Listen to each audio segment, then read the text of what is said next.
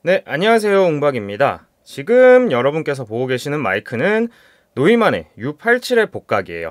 물론 지금 만들어져 나오는 U87A와는 다른 원래의 U87입니다. 그 두 개의 차이점은 이 캡슐을 바이어싱 해주는 전압이 48V이냐 60V이냐의 차이인 걸로 알고 있어요. 그래서 해당하는 마이크의 바디와 이 트랜스포머는 스튜디오 939에서 구매를 했고요.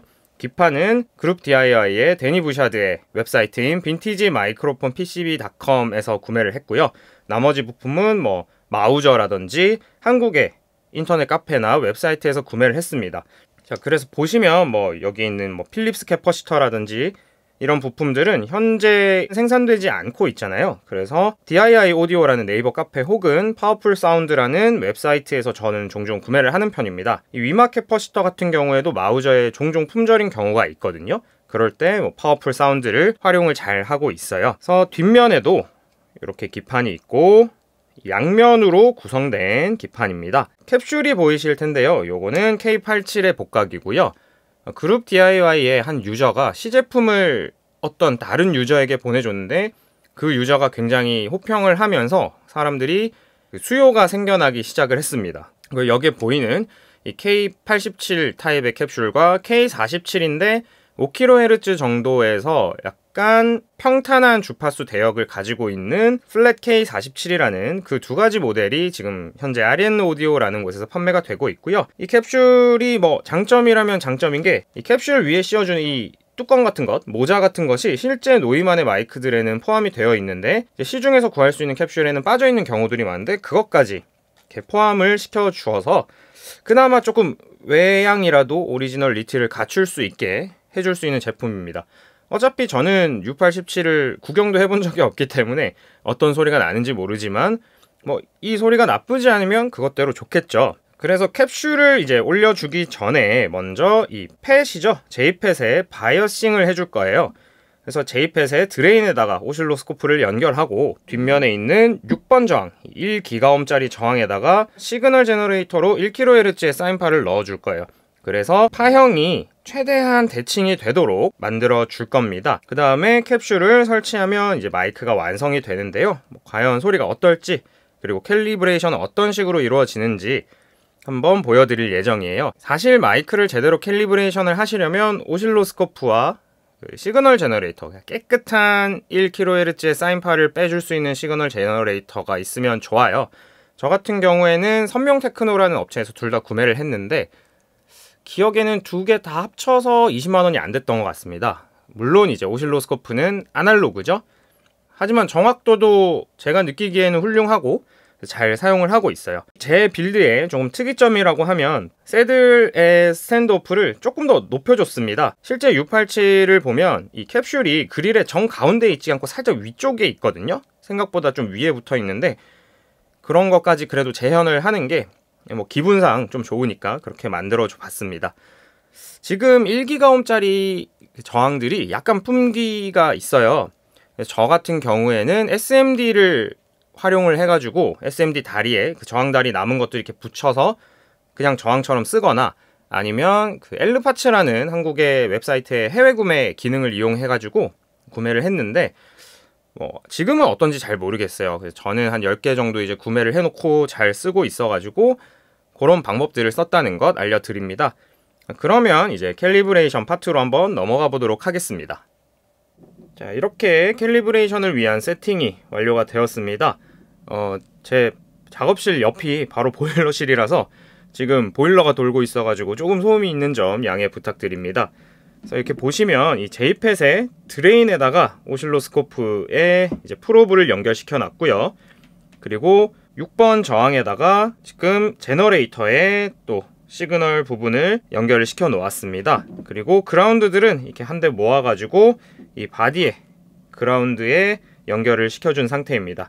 자, 여기에서 1kHz를 쏴줬을 때 신호가 파형이 이제 대칭적으로 나와야 되거든요. 그래서 이 친구를 조절을 해서 이 드레인에 걸리는 전압을 조절을 해주도록 하겠습니다.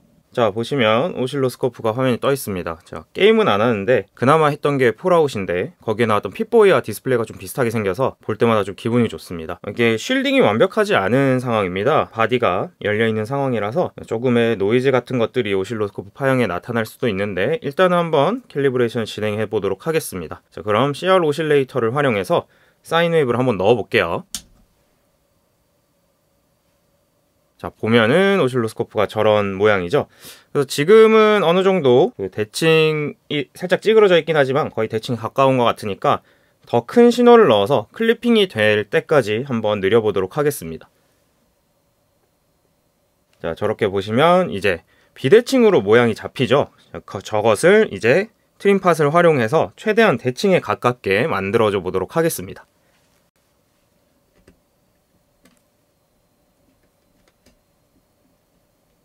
얼추 대칭이 맞아 보이는 것 같죠? 그래서 그 디비전을 조금 더 늘려가지고 한번 보도록 하겠습니다.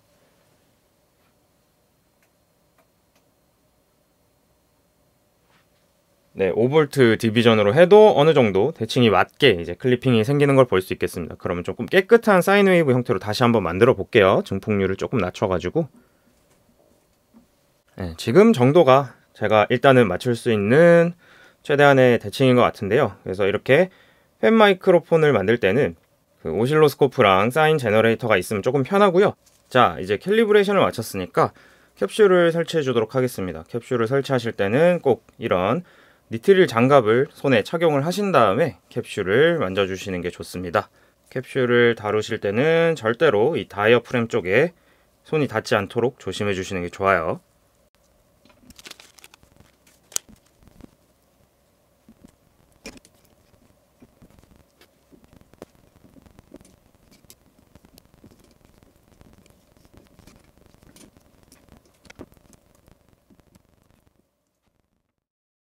자, 이렇게 U87i가 완성이 되었습니다. 중간에 우여곡절이 굉장히 많았어요. 기판끼리 연결하는 배선을 하나 빼먹는다든지, 그리고 기판 청소를 제대로 안 했는지 이 백플레이트가 U87 회로에서는 완전히 분리가 되어 있어야 되는데 두 개가 도통이 되어서 피겨 8이 제대로 작동을 안 한다든지 뭐 그랬는데, 그래서 원래 영상도 지난주 일요일에 업로드를 하려고 했거든요. 그런데 이렇게 일주일이나 늦어지게 된 점 죄송하고요.